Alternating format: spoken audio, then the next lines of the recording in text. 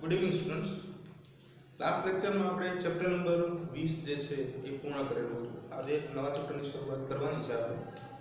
તો chapter number 3 વનસ્પતિ સૃષ્ટિ આજનું આપણું નવું ચેપ્ટર છે।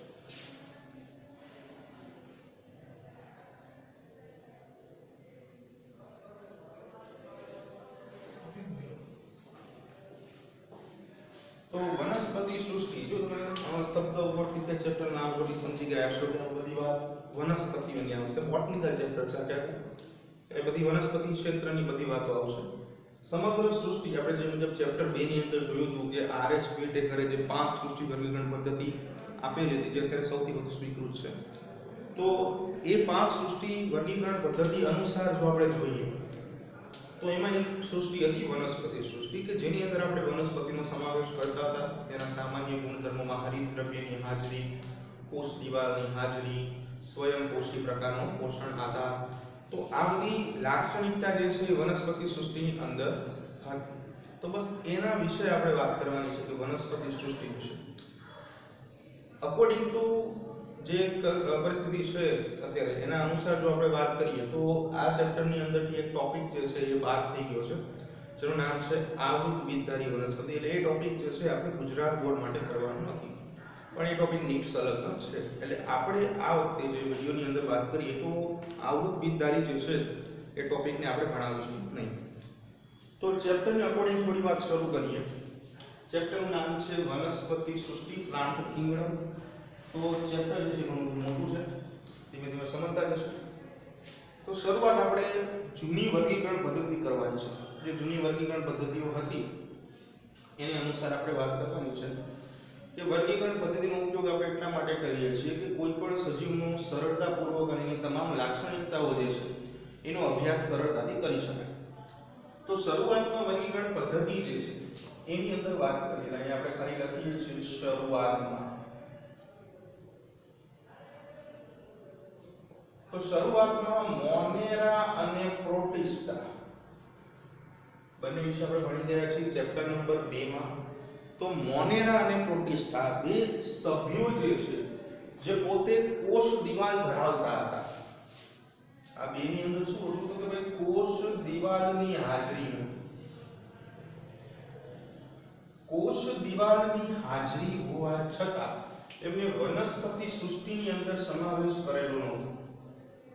અહીંયા લખીશું આપણે કે ભાઈ કોષ દિવાલની હાજરી હોવા છતાં વનસ્પતિ સૃષ્ટિમાં સમાવેશ કર્યો નહોતો। એટલે શરૂઆતમાં જે આપણે વર્ગીકરણ પદ્ધતિ થયેલી હતી એમાં આવા નાના નાના ગુણધર્મોને ધ્યાનમાં લઈને આપણે જુદા જુદા સજીવોનું વર્ગીકરણ કરતા હતા અને અલગ અલગ કક્ષામાં મૂકતા હતા। તો મોનેરા અને સૃષ્ટિમાં મોનેરા અને પ્રોટિસ્ટા બે સૃષ્ટિની અંદર આ વસ્તુ જે છે કરવામાં આવેલી હતી। બરાબર છે। હવે આગળ જઈએ બીજી વાત કરીએ કે આના સિવાય જો વાત કરીએ તો એક બીજી છે એટલે કે બ્લુ ગ્રીન આલ્ગી।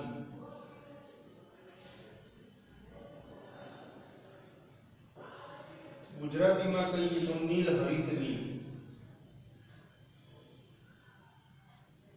એટલે કે બે અલગ અલગ પ્રકારના રંજક દ્રવ્ય ધરાવે। આ સાયનોબેક્ટેરિયા તરીકે પણ ઓળખાય, ઓલ્સો નોન એઝ સાયનોબેક્ટેરિયા। એટલે કે પ્રકાશ સંશ્લેષી બેક્ટેરિયા।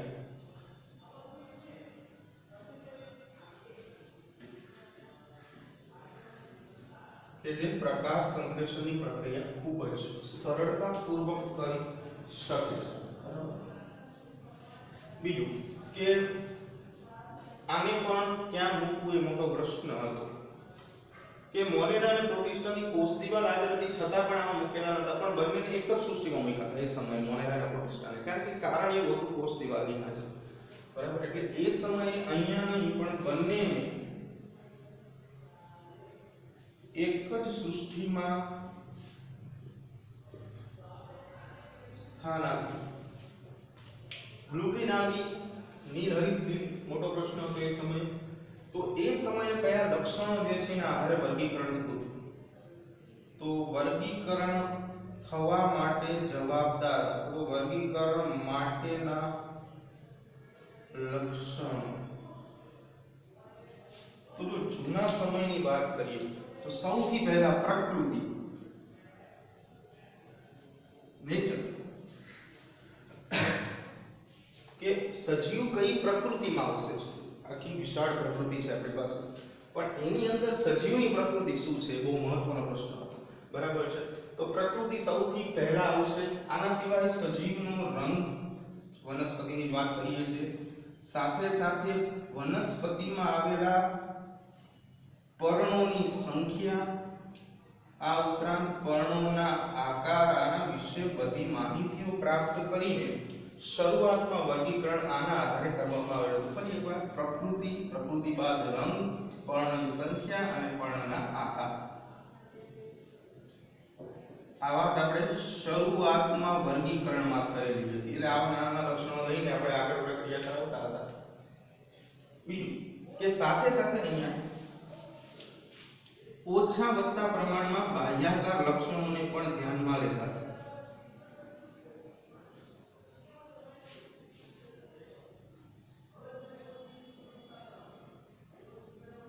તો બાહ્યાકાર લક્ષણ શું કહેવા માંગે છે? જો આપણે ઓલરેડી ચેપ્ટર નંબર 7 માં પડી ગયા છે કે બાહ્યાકાર લક્ષણનો અર્થ શું થાય કે કોઈ સજીવ જે છે એની બાહ્ય દેખાવ રચનાના આધારે આપણે એના અમુક લક્ષણોને વર્ગીકૃત કરી તો એના બાહ્યાકાર લક્ષણો કહી શકાય. બરાબર. તો બાહ્યાકાર લક્ષણ એટલે એની બાહ્ય રચના ઉપર આધારિત લક્ષણ જે છે એનો પણ સમાવેશ કરતા હતા. સાથે સાથે વાનસ્પતિક લક્ષણ,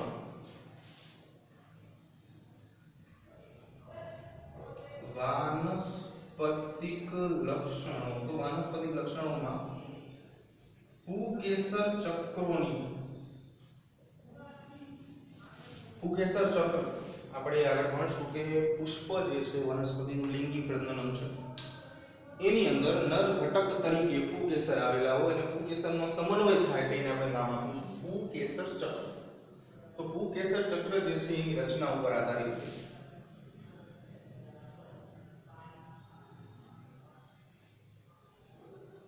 બરાબર. તો આજે શરૂઆતની વર્ગીકરણ પદ્ધતિ જે હતી એ સ્વીકૃત ન થઈ. કારણ છે એટલે અહીંયા નોટ કરી નાખીએ કે શરૂઆતની વર્ગીકરણ પદ્ધતિ સ્વીકૃત થઈ નહીં. કેમ સ્વીકૃત ન થઈ? તો કે જે વર્ગીકરણ આપણે કરવાનું હતું એના માટે ઘણા બધા લક્ષણોની જરૂર પડે. ઘણા બધા. અહીંયા તો શું આપણે પ્રકૃતિને ધ્યાનમાં લઈ લીધી, રંગને ધ્યાનમાં લીધો, સંખ્યાને પર્ણને ધ્યાનમાં લીધી, આકાર લઈ લીધા, થોડા ઘણા બાહ્ય લક્ષણોનો અભ્યાસ કર્યો, થોડા વાનસ્પતિક લક્ષણો એટલે વનસ્પતિના જે લક્ષણો છે. તો આ બધા ઇનફ નહોતા.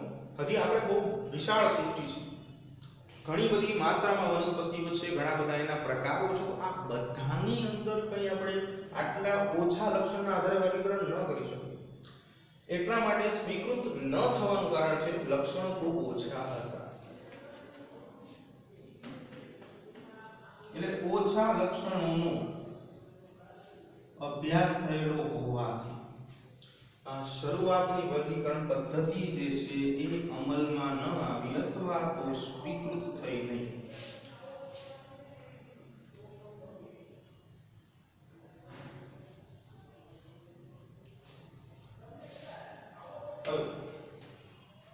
ત્યારબાદ થોડું શું થયું કે નવા નવા લક્ષણો જે છે અમુક વૈજ્ઞાનિકો લાવતા ગયા, પ્રયાસો કરતા ગયા. તો જૈવિક વર્ગીકરણની વાત થઈ. તો જૈવિક વર્ગીકરણ શું હોય? નવું વર્ગીકરણ, જૈવિક વર્ગીકરણ. જો પ્રસ્તાવનામાં ઘણી બધી વાતો કરેલી છે અને ઘણી બધી નાકામી વાતો પણ છે. આપણે શરૂઆત આપણે આવી રીતે કરાવશું, પોઈન્ટ વાઇઝ લખાવશું, તમને વાંચવામાં પણ સરળતા રહેશે. આ બધા વર્ગીકરણના લક્ષણો જે છે ઓછા લક્ષણો હોવાથી સ્વીકૃત થઈ નહીં. મોટો પ્રશ્ન છે. બરાબર. વિજ્ઞાનની અંદર અને બાયોલોજીની અંદર આપણે કોઈને એમ નથી કહેતા કે ભાઈ તને નથી આવડતું તું ખોટો છું, પણ આપણે એવો શબ્દ વાપરીએ છીએ કે ભાઈ એની મર્યાદા છે, લિમિટેશન.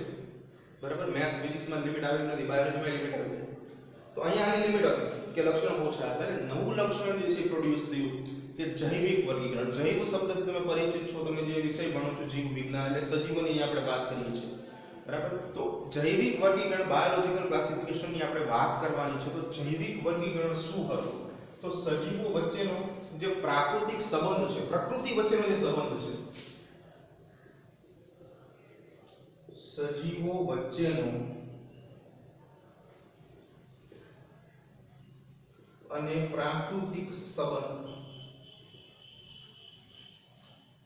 ધ્યાનમાં લેવામાં આવ્યો.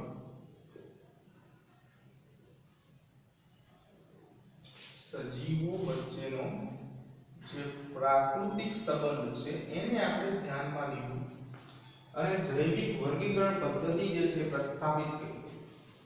પછી બાહ્ય લક્ષણની આપણે વાત કરી હતી. તો બાહ્ય લક્ષણ સિવાય અમુક બીજા લક્ષણો આની અંદર ધ્યાનમાં લેવામાં આવ્યા. તો બાહ્ય લક્ષણ સિવાયના કયા લક્ષણોને ધ્યાનમાં લીધા? ખૂબ ઓછા લક્ષણો છે. તો એની અંદર સૌથી પહેલા સૂક્ષ્મ રચનાઓ,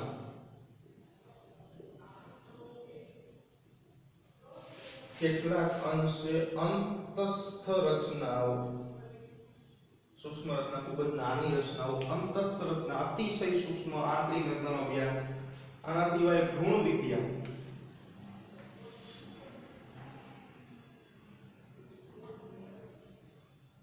અને વનસ્પતિ રસાયણ વિદ્યા. ભ્રૂણ વિદ્યા કે વનસ્પતિમાં ભ્રૂણનું નિર્માણ આપણે આગળ ભણશું કે ફલનની પ્રક્રિયાના કારણે જે યુગ્મનજ બને છે એનું વિભાજન થવાથી ભ્રૂણ એટલે કે એમ્બ્રિયો બને. તો એનો અભ્યાસ શરૂ કર્યો અને એના આધારે આપણે વનસ્પતિઓને અલગ અલગ જૂથમાં વિભાજિત કરવાની શરૂઆત કરી. થોડા ઘણા અંશે ચાલ્યું આ બધું. બાહ્ય લક્ષણ સિવાય આપણે આ ચાર લક્ષણ જે છે એનો સમાવેશ કર્યો.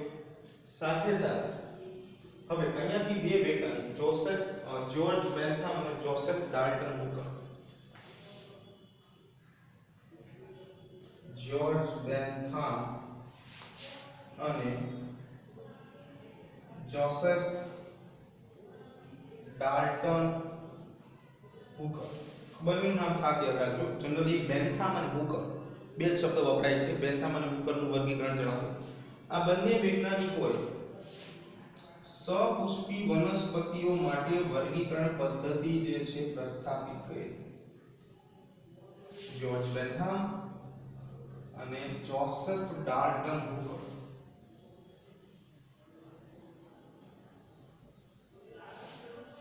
બંને વૈજ્ઞાનિકોએ સપુષ્પી વનસ્પતિ માટે વર્ગીકરણ પદ્ધતિ જે છે પ્રસ્થાપિત કરી. એટલે સપુષ્પી વનસ્પતિનું વર્ગીકરણ રજૂ કર્યું. સપુષ્પી વનસ્પતિ શું છે? તો કે પુષ્પ ધરાવતી વનસ્પતિઓ.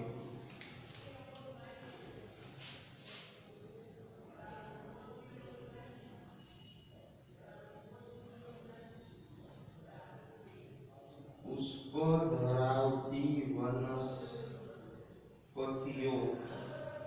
સપુષ્પી વનસ્પતિઓ તરીકે ઓળખાય. પુષ્પ ધરાવતી વનસ્પતિ અથવા તો બીજો શબ્દ વપરાય છે પુષ્પાધારી વનસ્પતિ. તો આ બધી વનસ્પતિઓ જે છે એના માટેનું વર્ગીકરણ બેન્થામ અને હુકર, જ્યોર્જ બેન્થામ અને જોસેફ ડાલ્ટન હુકર નામના વૈજ્ઞાનિકે રજૂ કર્યું. પછી જાતિ વિકાસીય વર્ગીકરણ પદ્ધતિ જે છે તેનો વિકાસ થયો. આગળ તો જાતિ વિકાસીય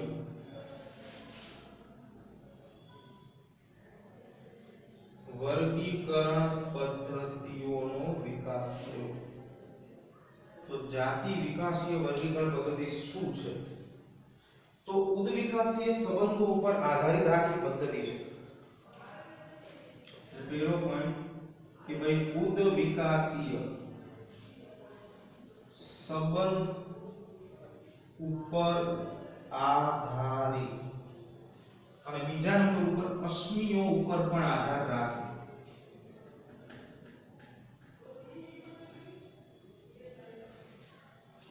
ઉદ્વિકાસીય સંબંધ શું કહેવા માંગે છે? ઉદ્વિકાસ ઇવોલ્યુશન બહુ જ મોટો એવો પાર્ટ છે આપણો બાયોલોજીનો. ઉદ્વિકાસ તમને એવું સૂચવે છે કે આ વિશાળ પૃથ્વી ઉપર જે અત્યારે પ્રકૃતિ વિસ્તરેલી છે, ફેલાયેલી છે, કુદરત ફેલાયેલી છે, સજીવોની વિવિધતા ફેલાયેલી છે, તો આ બધું કેવી રીતે સર્જન થાય? એટલે ઉદ વિકાસ તો અગત્યનું માળખું છે. ઉદ વિકાસ, ઇવોલ્યુશન, આખું 12મા ધોરણમાં ચેપ્ટર ભણશું, ચેપ્ટર નંબર 7, કે પૃથ્વી ઉપર સજીવનું નિર્માણ કેવી રીતે થયું અને આખી વિશાળ જૈવ સૃષ્ટિ કેવી રીતે સર્જાઈ. પૃથ્વી ઉપર સજીવનું નિર્માણ કેવી રીતે થયું તે સમજાવે. ઇવોલ્યુશન, ઉદ વિકાસ. આ બધી વસ્તુ જે છે ધીમે ધીમે સમજતા જશું તો બાયોલોજીમાં બધું આવડશે. 2-4 શબ્દ સમજીને બાયોલોજી આવડી ન જાય એટલે થોડું ધ્યાન રાખવું પડે. બરાબર? એટલે જાતિ વિકાસીય પદ્ધતિ કહેવાય એવું માંગે છે કે કોઈ પણ જાતિ છે, વિકાસ એટલે વિકાસ, બરાબર? એટલે એનું ઉત્પન્ન અથવા એની ઉત્પત્તિ કેવી રીતે થઈ છે. એટલે જાતિ વિકાસ વર્ગીકરણ પદ્ધતિ 2 ઘટકો પર. ઉદ વિકાસીય સંબંધ આપણે સમજી ગયા કે કઈ જાતિ પહેલા ઉત્પન્ન થઈ છે અને પછી કઈ જાતિ ઉત્પન્ન થઈ છે. અશ્મિઓ શું છે? ફોસિલ્સ. અશ્મિઓને ઉદ વિકાસના જીવંત દસ્તાવેજો કહેવાય, એકબીજા સાથે કનેક્ટેડ છે. અશ્મિઓ જે છે એ તમને માહિતી આપે કે ભૂતકાળમાં આવી વનસ્પતિ જાત કે આવી પ્રાણી જાત જે છે એ પૃથ્વી પર અસ્તિત્વમાં હતી. બરાબર? અશ્મિઓ જે છે એ પણ ખૂબ મહત્વની ભૂમિકા અહીંયા ભજવે છે. તો આ બધી આપણે ભૂતકાળની વાત કરી, હવે વાત કરીએ અત્યારે વર્તમાનમાં શું ચાલે છે. તો આના સિવાય સંખ્યાકીય વર્ગીકરણ પદ્ધતિ જે છે એનો આપણે ઉપયોગ કરીશું. સંખ્યાકીય વર્ગીકરણ પદ્ધતિ. સંખ્યાઓની માહિતી મળશે તમને કે જેમાં કમ્પ્યુટરનો યુઝ થશે. કમ્પ્યુટરનો ઉપયોગ થશે અને એના દ્વારા આપણે સંખ્યાકીય માહિતીઓ જે છે એ મેળવી શકીએ છીએ. હાલમાં કયા મુદ્દાઓને ધ્યાનમાં લઈને આપણે વર્ગીકરણ કરીએ છીએ તો અહીંયા આપણે લાસ્ટમાં હાલમાં લખી નાખીએ.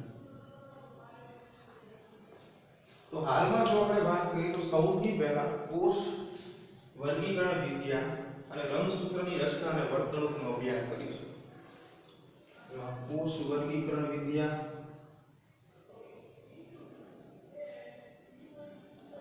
જેમાં રંગસૂત્રની રચના અને એની વર્તણૂક.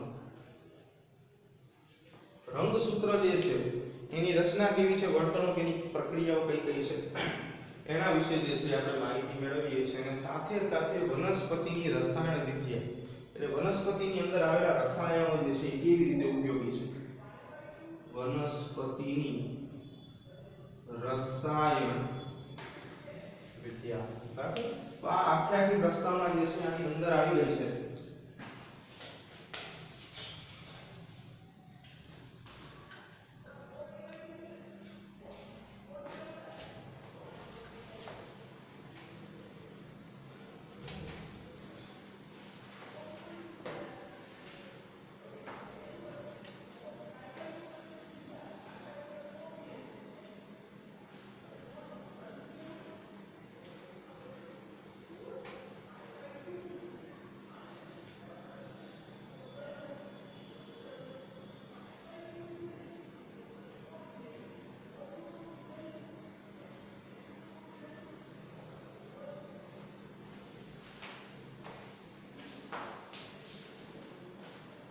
ઓકે, આગળ જઈએ આપણે.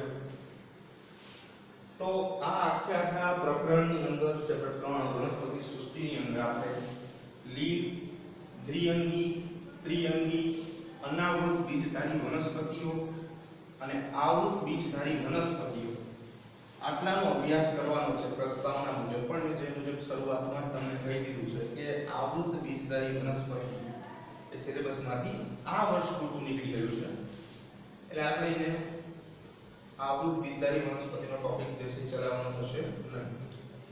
તો બધી વનસ્પતિઓ વિશે સમજવાનું છે કે વનસ્પતિઓ કેવી છે, કઈ રચનાઓની અંદર જોવા મળે છે, બાહ્ય ગુણધર્મો શું છે, એની અંતસ્થ રચના, માનવ માટેની ઉપયોગિતા શું છે એના વિશે જોવાનું છે. બહુ મોટો અને વિશાળ સબ્જેક્ટ છે બોટની. અને એમાંથી ખૂબ જ નાનો એવો ભાગ આપણને આપેલો છે, તો આપણે એને સમજશું.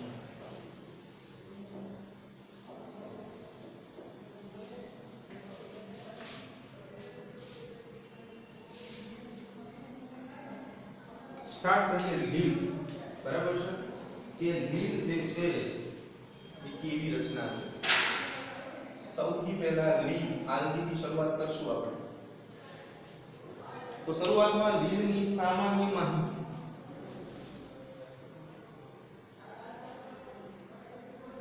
સામાન્ય માહિતીથી શરૂઆત કરીએ તો લીલ કેવી રચના છે. તો લીલ જે છે એ હરિત દ્રવ્ય ધરાવતી રચના છે. હરિત દ્રવ્ય એટલે કે ક્લોરોફિલ ધરાવે છે. બીજું કે સાદી અને સુકાયક રચના છે. બે મુદ્દા લખ્યા છે આપણે. હરિત દ્રવ્ય ધરાવે છે, સાદી સુકાયક રચના છે અને સ્વયંપોષી છે. સ્વયંપોષી છે તથા જલજ વનસ્પતિ છે. હરિત દ્રવ્ય ક્લોરોફિલ ધરાવે એટલે આપણે ઓલરેડી જાણી જ શકાય કે પોતાનો ખોરાક જાતે બનાવશે. એટલે ત્રીજો પોઈન્ટ આપણે સમજી ગયા છે. સાદી સુકાયક. સુકાયક શબ્દ સમજતા પહેલા તમને ખબર હોવી જોઈએ સુકાય શું છે. સુકાય તો સુકાય એટલે થેલસ.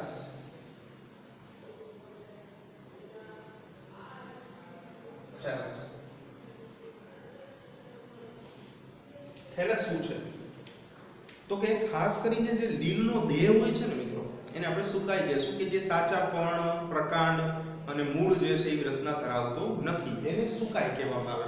આ મુદ્દો યાદ રાખજો. બરાબર, તમને આપ્યો નથી કે લીલનો જે દેહ છે એનું શરીર છે જે સાચા પર્ણ નથી ધરાવતું. વનસ્પતિ જે પાંદડા તમને લીલમાં નહીં જોવા મળે, મૂળ નહીં જોવા મળે, પ્રકાંડ નહીં જોવા મળે, તો એને સુકાઈ તરીકે ઓળખવામાં આવે છે. બરાબર, આ બધું બોટનિકલ શબ્દો છે, ખાસ યાદ રાખશો આપણે. એટલે પહેલા આપણે સુકાઈ જે છે એને આપણે નોટ કરી લઈએ કે ભાઈ સુકાઈ શું કહેવા માંગે છે. તો લીલનો દેહ સુકાઈ તરીકે ઓળખાય છે.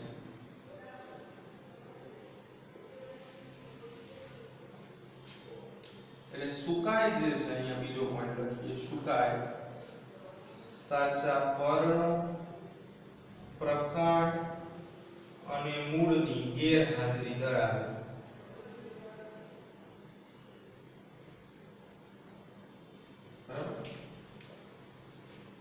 એક શબ્દ છે જલજ વનસ્પતિ છે, એટલે કે પાણીમાં વસનારી વનસ્પતિઓ જે હોય ને એને જલજ વનસ્પતિઓ કહીએ આપણે. તો એના મુખ્ય બે પ્રકાર છે. એટલે કે લીલ જે છે એ બંને પાણીમાં જોવા મળશે. એટલે કે મીઠા પાણીમાં પણ જોવા મળે અને ખારા પાણીમાં પણ જોવા મળે. મીઠા પાણી અને ખારા પાણી બંનેમાં લીલ જે છે એ જોવા મળશે. આગળ કે ભાઈ કઈ કઈ જગ્યાએ જોવા મળશે, એટલે કે સ્થાન એક તો ઓલરેડી આપણે લખી જ નાખ્યું છે કે જલજ વનસ્પતિ છે, પાણીમાં તો જોવા મળે છે. તો ભેજવાળા પથ્થર, જમીન, લાકડા. ભેજવાળા પથ્થરો પર, ભીની જમીન પર, લાકડાઓ પર. પછી લીલ અને ફૂગ જે આપણે ચેપ્ટર નંબર 2 માં જોયું હતું, લાઇકેન, એમાં પણ જોવા મળશે. એટલે કે લાઇકેન સ્વરૂપે, એટલે કે લીલ પ્લસ ફૂગ. પ્રાણીના શરીર ઉપર, શરીર ઉપર, જેમ કે અહીંયા લખેલું છે કે ભાઈ રીંછની પીઠ પર, અહીંયા પણ લીલ જોવા મળશે. આગળ વાત કરીએ કે લીલ જે છે એના કદ અથવા તો સ્વરૂપની વાત કરીએ તો લીલનું કદ અને સ્વરૂપ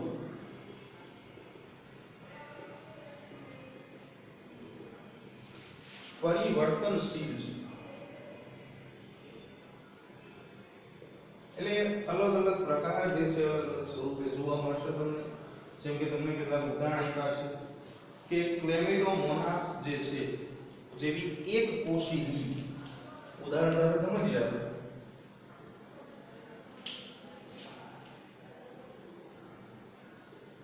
ક્લેમિડોમોનાસ એક કોષી લીલ છે. યુનિસેલ્યુલર આલ્ગી કે જેનું સુકાય દેહ જે છે માત્ર એક જ કોષનું બનેલું છે એવી એક કોષી લીલ છે ક્લેમિડોમોનાસ. દેહ એક જ કોષનું છે એક કોષીની અંદર. બીજા નંબર ઉપર આપણે વાત કરીએ વોલવોક્સ. સામેની બાજુ આકૃતિ પણ આપેલી છે તમને બરાબર. એટલે એને કહેવામાં આવે વસાહતી લીલ. વસાહતી લીલનો અર્થ એવો થાય કે વોલવોક્સ સ્વતંત્ર ન જોવા મળે, ઘણી બધી સંખ્યામાં સમંડળ બનાવે. અંગ્રેજીમાં આપણે કોલોની કહીએ ને, સોસાયટીની અંદર એક ઘર ના હોય, ઘણા બધા ઘર હોય, બરાબર છે. તો એવી રીતે વોલવોક્સમાં પણ ઘણા બધા સંખ્યામાં વોલવોક્સ જે છે એ જોવા મળશે. એને વસાહતી લીલ કહેવામાં આવે. એટલે કે વસાહત ગુજરાતીમાં જેને સમંડળ કહેવાય, કોલોનીમાં જોવા મળશે.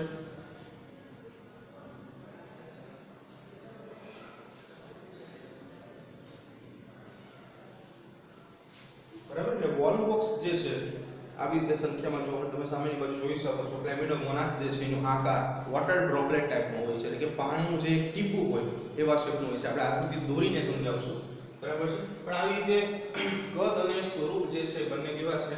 પરિવર્તનશીલ છે, બરાબર. આના સિવાય યુલોથ્રિક્સ અને સ્પાઇરોગાયરા બંને તંતુમય લીલના ઉદાહરણો છે. યુલોથ્રિક્સ, સ્પાઇરોગાયરા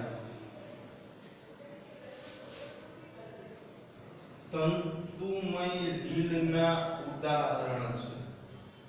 કે તાતણા જેવી લીલ જે છે સ્પાઇરોગાયરા, તમે આમ જોવો તો સ્પ્રિંગ જેવી હોય. માઇક્રોસ્કોપમાં વધારે પડતું ઝૂમ કરીને હાઈ પાવરમાં જોવો તો તમને તાતણા જેવી રચના જે છે જોવા મળે સ્પાઇરોગાયરા, બરાબર. પ્રેક્ટિકલ પણ આવશે, આપણે સમજાવીશું બધું. બીજું એ ઘણી એવી પણ છે કે જે દરિયાઈ ઘાસ જેવા બંધારણ ધરાવે છે. દરિયાઈ ઘાસ જેવા બંધારણ પણ લીલ ઘણી વખત ધરાવે છે.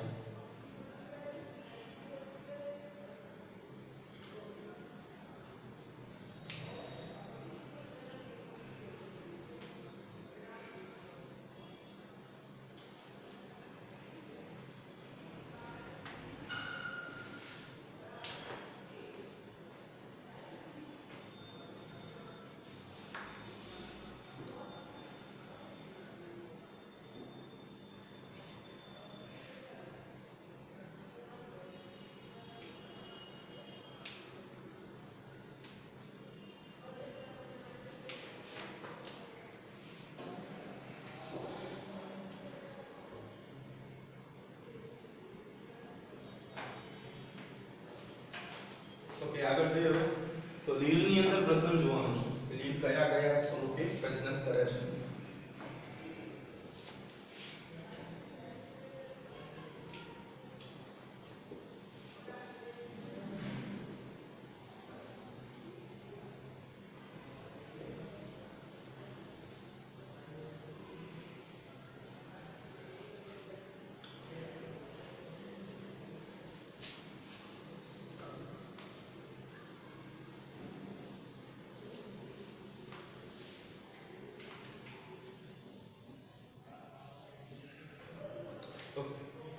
તો જોઈએ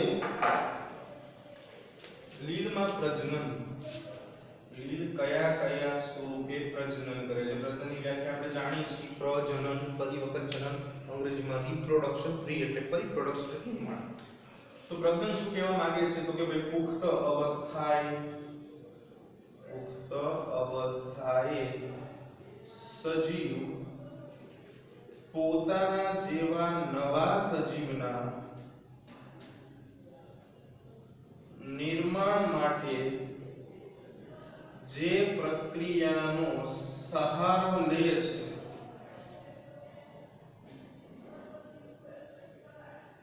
તેને આપણે પ્રજનન તરીકે ઓળખીએ છીએ. તો લીલમાં પ્રજનન કયા કયા સ્વરૂપે થાય છે? તો લીલમાં પ્રજનન જે છે એ વાનસ્પતિક પ્રજનન સ્વરૂપે, અલિંગી પ્રજનન સ્વરૂપે પ્રજનન સ્વરૂપે વેજીટેટિવ રિપ્રોડક્શન એટલે કે વાનસ્પતિક પ્રજનન વેજીટેટિવ રિપ્રોડક્શન વાનસ્પતિક પ્રજનન તરીકે ઓળખાય અલિંગી એટલે એસેક્સ્યુઅલ રિપ્રોડક્શન અને લિંગી એટલે કે સેક્સ્યુઅલ રિપ્રોડક્શન ત્રણેય સ્વરૂપે જોવા મળશે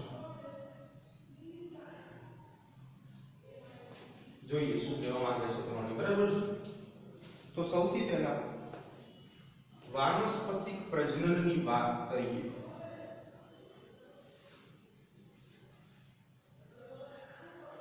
તો વાનસ્પતિક પ્રજનન જે છે એ વાનસ્પતિક પ્રજનન અવખંડન દ્વારા થશે ફ્રેગમેન્ટેશન જનરલી સ્પાઇરોગેરાનું બેસ્ટ ઉદાહરણ છે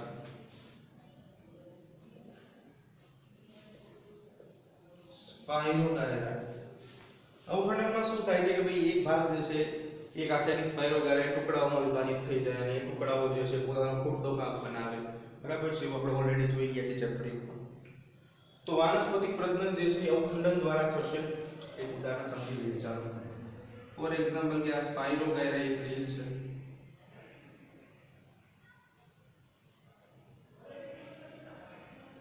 ટુકડાઓમાં વિભાજિત થઈ જાય છે ફોર એક્ઝામ્પલ કે 1 આ 2 અને આ 3 તો ત્રણ ટુકડાઓ થઈ ગયા 1 2 3 તો એ ત્રણે ત્રણ ટુકડા જે છે નવી સ્પાઇરોગેરા બનાવે એને અવખંડન કહીશું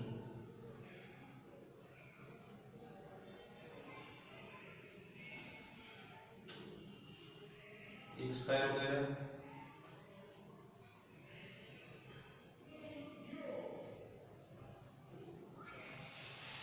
बीजी स्पाइरोगेरा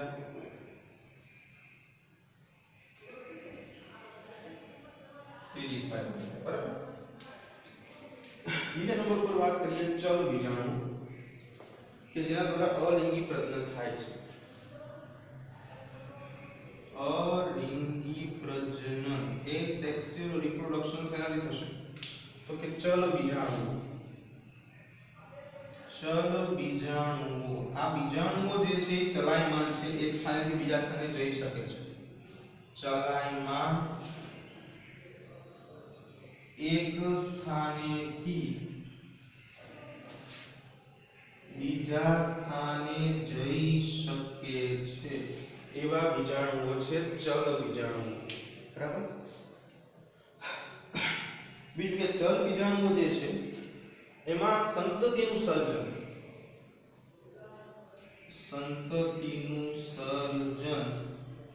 બે બીજાણુઓના જોડાણ વડે થાય છે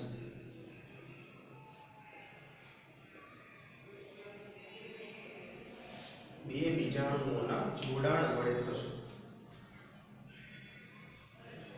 તો જો એમાં હવે કદમાં સમાન હોય એવા બીજાણુઓની વાત કરીએ થોડા ઉદાહરણ આપ્યા છે કદમાં સમાન અને કશાયુક્ત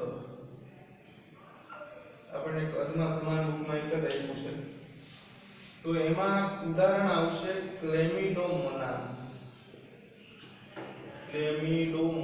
કશા વિશે તમે જાણો છો કે હલનચલન કરવા માટેની રચના છે એટલે બીજાણુઓ જે છે ક્લેમિડોમોનાસમાં આવશ્યકતા તમને જોવા મળશે આવી રીતે કશાઓ જોવા મળશે આ જે ઉપરની બાજુ જોવા મળે છે કશા અને આ જે છે બીજાણુ છે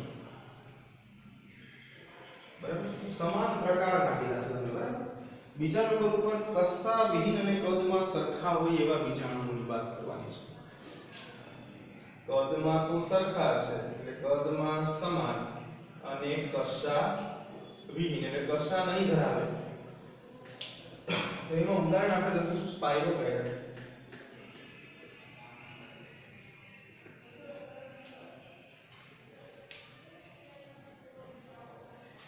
આગળ હવે વાત કરીએ કે લિંગી પ્રજનન જે છે એ જન્યુઓ દ્વારા થશે ત્રીજા નંબર ઉપર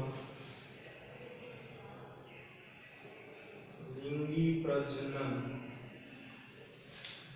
તો લિંગી પ્રજનન થશે જન્યુઓ દ્વારા એટલે કે ગેમેટ્સ દ્વારા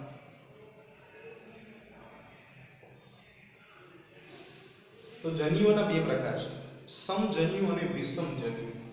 તો સૌથી પહેલા વાત કરીએ આપણે જન્યુઓના પ્રકારોમાં. ફર્સ્ટ ઓફ ઓલ સમજન્યુ. તો કે જે બાહ્યાકાર વિદ્યાની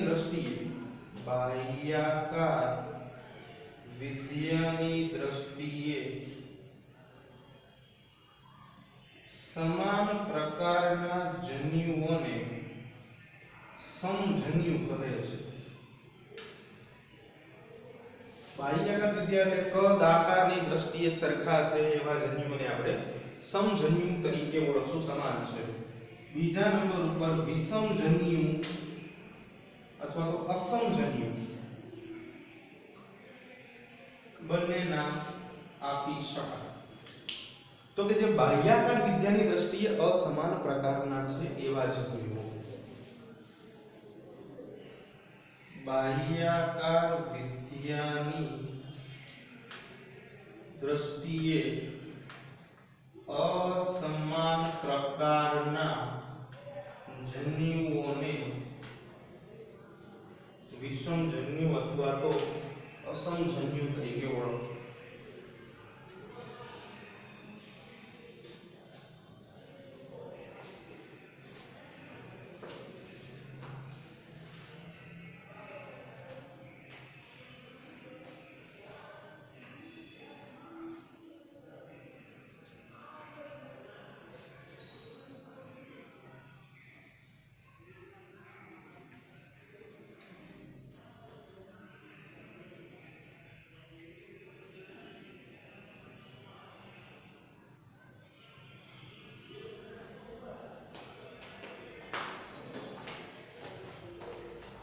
જો જે આપણે જન્યુઓની વાત કરેલી હતી, એક ચાર્ટ દોરાવીશ નાનો એવો, જેમાં આપણે જન્યુઓ વિશે સમજી શકીશું.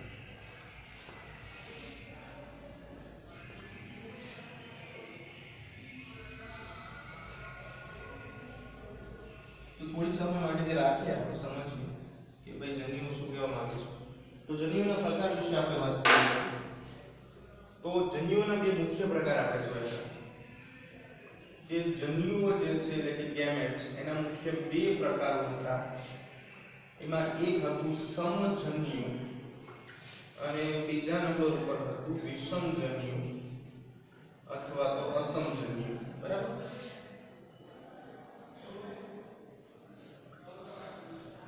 તો જે વિષમજન્યુ અને અથવા તો અસમજન્યુ, એની અંદર આપણે એવું કીધું કે ભાઈ જે બાહ્યાકાર વિદ્યાની દ્રષ્ટિએ સમાન પ્રકારના નથી, અસમાન છે. તો એની અંદર આપણે વાત કરવાની છે કે જે અસમાન પ્રકારના છે એની અંદર બે પ્રકાર છે. એમાં એક છે નરજન્યુ અને બીજા નંબર ઉપર છે માદાજન્યુ. મેલ ગેમેટ એન્ડ ફિમેલ ગેમેટ બંનેની કઈ કઈ લાક્ષણિકતા છે જે આપણે જોવાની છે. નરજન્યુ જે છે એનું કદ નાનું હશે, બરાબર છે, અને એ અસ્થાયી છે. અસ્થાયીનો અર્થ એવો થાય કે ઝડપથી હલનચલન કરી શકે છે, બરાબર. માદાજન્યુ જે છે એનું કદ જે છે એ મોટું હશે પણ એ સ્થાયી છે, એટલે કે ભાઈ કોઈ સ્થાને પડ્યા રહે છે, હલનચલન કરી શકતા નથી. તો આ જે છે જન્યુ. હવે બંને જન્યુ, નર અને માદાજન્યુ બંને જો ભેગા થશે તો અંડજન્યુનું સર્જન થશે. જો સમજીએ કે જનરલી જો બાયોલોજીની અંદર આ એક વસ્તુ યાદ રાખવાની કે જે નર છે ને એ હંમેશા ચલિત હોય. એટલે અસ્થાયી શબ્દ છે ને એનો અર્થ એવો થાય કે ચલિત છે, એમ એક સ્થાનેથી બીજા સ્થાને જઈ શકે છે. અને આ જે છે એ અચલિત છે. તો નર જે છે ને એને આપણે આ સંજ્ઞાથી દર્શાવીએ છીએ, આમ સર્કલ અને આમ એક લીટો એવું દર્શાવે છે એરો જેવું કે એ ચલિત છે. જ્યારે માદા જે છે એને આપણે આ રીતે દેખાય છે, સર્કલ અને નીચેની બાજુ આડી લાઈન કે જેવું દર્શાવે છે અચલિત છે. બરાબર. આ જે સંજ્ઞા છે યાદ રાખવાની છે, ઓલરેડી આગળ પણ આપણે કામ આવશે. જો હવે આ બંને જન્યુઓનું જોડાણ થાય, ફ્યુઝ થાય, ફ્યુઝન કહેવામાં આવે, જોડાણ. તો અહીંયા આપણી પાસે નર જન્યુ છે મેલ, અને આ ક્રોસનો અર્થ થાય જોડાણ, અને અહીંયા આપણી પાસે ફિમેલ છે. બંનેના કોષો જ્યારે જોડાય છે, ફોર એક્ઝામ્પલ કે અહીંયા આપણે એવું વિચારીએ છીએ કે બંને કોષો જોડાણથી કેવા થાય છે, તો નરજન્યુ અને માદાજન્યુનું જ્યારે જોડાણ થાય, તો એક બીજી વાત અગત્યની છે જે સમજવાની છે કે અહીંયા નરજન્યુ અને માદાજન્યુ જે છે એ બંને એકકીય હોય, સિંગલ એન્ડ ટાઈપ્સ ના હોય, સિંગલ એન્ડ હોય, એટલે એ બંનેના જોડાણથી અંડજન્યુ બને. ફોર એક્ઝામ્પલ આવી રીતે આવા બે જોડાણ, બરાબર. તો આને આપણે કહીશું અંડજન્યુ. તો અંડજન્યુની વ્યાખ્યા પણ સમજી લઈએ આપણે કે અંડજન્યુ જે છે એ શું કહેવા માંગે છે. તો નરજન્યુ અને માદાજન્યુ ના જોડાણથી બનતી રચના ને અંડજન્યુ કહે છે, બરાબર. કોઈના ઉદાહરણમાં લખી નાખીએ. જો આ બે માર્કમાં આવો પ્રશ્ન પણ પૂછાય કે અંડજન્યુ શું છે સમજાવો, બરાબર. તો એના ઉદાહરણમાં આપણે બે ઉદાહરણ લખવાના છે. એક તો ફ્યુકસ લીલ અને બીજા નંબર ઉપર વોલ્વોક્સ, બરાબર. તો હવે આ લીલના ટોપિકમાં એની ઉપયોગિતા બાકી છે, પણ એ આપણે આવતીકાલે નેક્સ્ટ લેક્ચરમાં લેશું. અહીંયા આપણે આપણો લેક્ચર આજનો પૂરો કરીએ છીએ, બાકીનું આવતીકાલે નેક્સ્ટ લેક્ચરમાં જોઈ લઈશું.